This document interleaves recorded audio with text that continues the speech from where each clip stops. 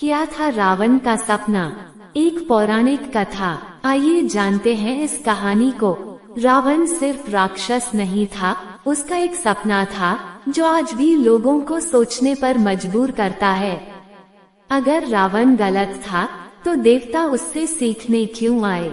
क्या आप जानते हैं रावण का सपना सत्ता नहीं कुछ और ही था। जिस रावण को हम बुरा कहते हैं, क्या उसका सपना सच में गलत था? मरते समय रावण ने जो कहा वही था उसके सपने का सच।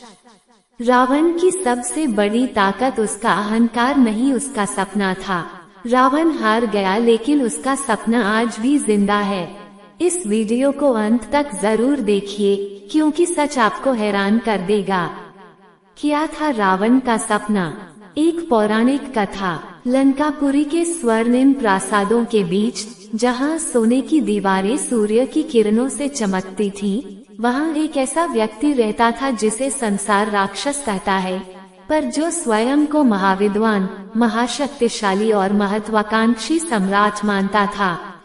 वह था रावण। इतिहास ने उसे अहंकार का प्रतीक कहा, पर बहुत कम लोग जानते हैं कि उसके भीतर एक सपना धड़कता था, ऐसा सपना जो उसे देवताओं से भी ऊपर ले जाना चाहता था। रावण का जन्म साधारण नहीं था। पिता विश्रवा ब्रह्मर्षि पुलस्त्य के पुत्र थे, वेदों के ज्ञाता। माता कैकसी राक्षस कुल की राजकुमारी थी, जिनकी आंखों में सत्ता का स्वप्न पलता था। कहते हैं कैकसी ने गर्भावस्था में ही अपने पुत्र के लिए देवताओं से भी महान बनने का स्वप्न देखा। उसी क्षण से रावण के भीतर एक बीज पड़ा, सर्वश्रेष्ठ बनने का सपना। बाल्यावस्था में ही रावण ने वेद, उपनिषद, आयुर्वेद, ज्योतिष, संगीत और शस्त्र विद्या में अद्भुत प्रावीण्य दिखाया। उसकी वीणा के तारों से निकलने वाले स्वर देवताओं तक को ठहरने पर मजबूर कर देते थे। वह जानता था कि ज्ञान ही शक्ति का मार्ग है और शक्ति ही उसके सपने की कुंजी। रावण का सपना केवल राजा बनने का नहीं था, वह अमरता के निकट पहुंचना चाहता था। उसने हिमालय की निर्जन चोटियों पर कठोर तप किया। वर्षों तक उसने भोजन जल त्याग दिया। कथा है कि उसने अपने 10 सिर ब्रह्मा को अर्पित करने का संकल्प लिया, एक एक कर। ब्रह्मा प्रसन्न हुए और प्रकट हुए। वरदान मिला, देवता, दानव, यक्ष और गंधर्व उसे पराजित न कर सके। मनुष्य का नाम उसने नहीं लिया। ये भूल थी या अहंकार, इतिहास आज भी बहस करता है। पर रावण के मन में तब एक ही सपना था, अपराजय साम्राज्य। रावण ने लंका को केवल नगर नहीं, स्वप्न नगरी बनाया। वास्तुकला, विज्ञान और समृद्धि का ऐसा संगम कि स्वर्ग भी फीका लगे। वहाँ न्याय था, व्यवस्था थी, विद्वानों का सम्मान था। उसकी सभा में शास्त्रार्थ होते, संगीत गूंजता और कला फलती फूलती। रावण चाहता था कि संसार लंका को देखे और माने, ये है सभ्यता का शिखर। उसका सपना था एक ऐसा विश्व जहां राक्षस शब्द अपमान न हो, बल्कि श्रेष्ठता का प्रतीक बने।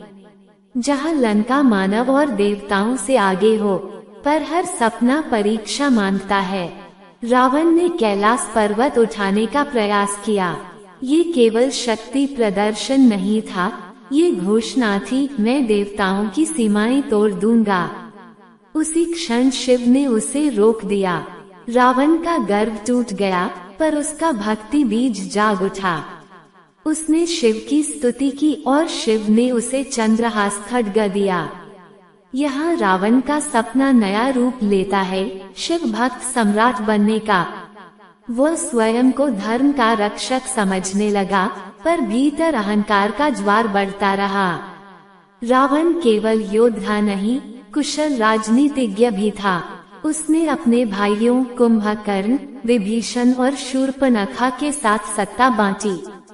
कुंभकर्ण उसकी शक्ति था, विभीषण उसकी नीति। पर जब नीति और अहंकार टकराते हैं तो सपनों में दरार पड़ती है।